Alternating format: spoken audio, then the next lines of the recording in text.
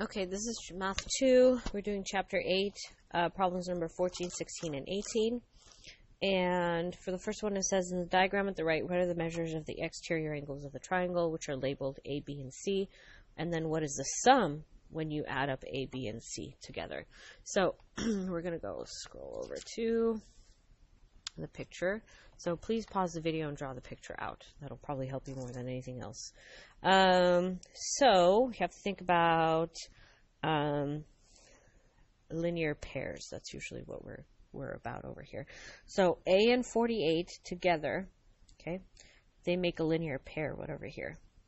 So if you take away 48 from 180, you should get, what do you get? The 132. Okay, so A is going to be 132 degrees. And you do the same thing for B and 72. There's your linear pair. And that'll give you 80 minus 72 is 108. All right, now the last part here is we need this angle up here. So 48 plus 72 plus what? That's a triangle right here. So we just subtract from 180. So 180 minus 48 minus 72 gives us 60. So this is 60 degrees. And therefore, we get a linear pair right here with C and 60. And then, so that should be 100 and, oh my goodness, 120, right? So, add those up together, and what do you get? What do you get when you do 120 plus 132 plus 108 together? Those are your exterior angles. All right. Number 16, there's really not that much going on with this one. The question is, what's the perimeter of the triangle? You should be able to find out what the hypotenuse is. It's just a right triangle. But the question is, what is the measure of each of the acute angles in the triangle? And you basically need to find theta for this one, that angle up there. And then once you find that angle, you can add it to 90 degrees, take it away from 180, and you should be able to find the other angle also. Okay? So you need to do inverse trig for this one. So you decide what you want to use, because you have your change in, what do you have? Change in y, change in x, technically, and your hypotenuse.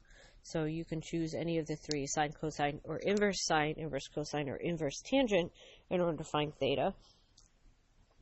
And then you can just add it to 90, subtract from 180, and that'll give you the other angle. Okay, 17 is not supposed to be that complicated, but we'll see in a second. Rewrite the following fractions using fractional expressions. Okay, so we have oh, this is the square root. Okay, so this is the square root of 3x, right? So that means I can rewrite this as 3x to the 1/2 power. Okay, and then I can write it 3x to the 1/2 power, and all of it times, or raised to the 3rd power, like that. Sorry, that should be in blue, not in green. I don't know why I did that. There you go. Blue. And that turns into, let's see, 3x to the 3, why do I keep using green? Get this thing away from me. 3 over 2, because half times 3 is just 3 over 2.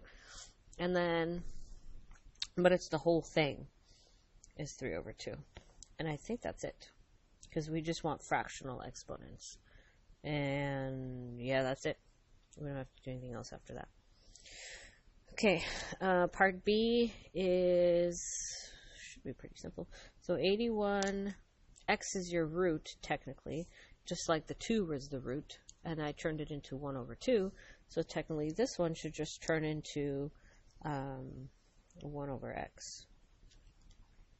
And that's, sorry, you can't see. And that should just turn into 81 to the 1 over x power. That's it. There's not really much else you can do after that. And then the last one, 3 raised to the x power basically becomes 17 to the, what is it? X over 3 power.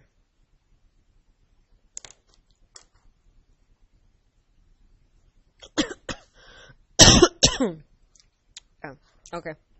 Well, hopefully you can see where I took the numbers from.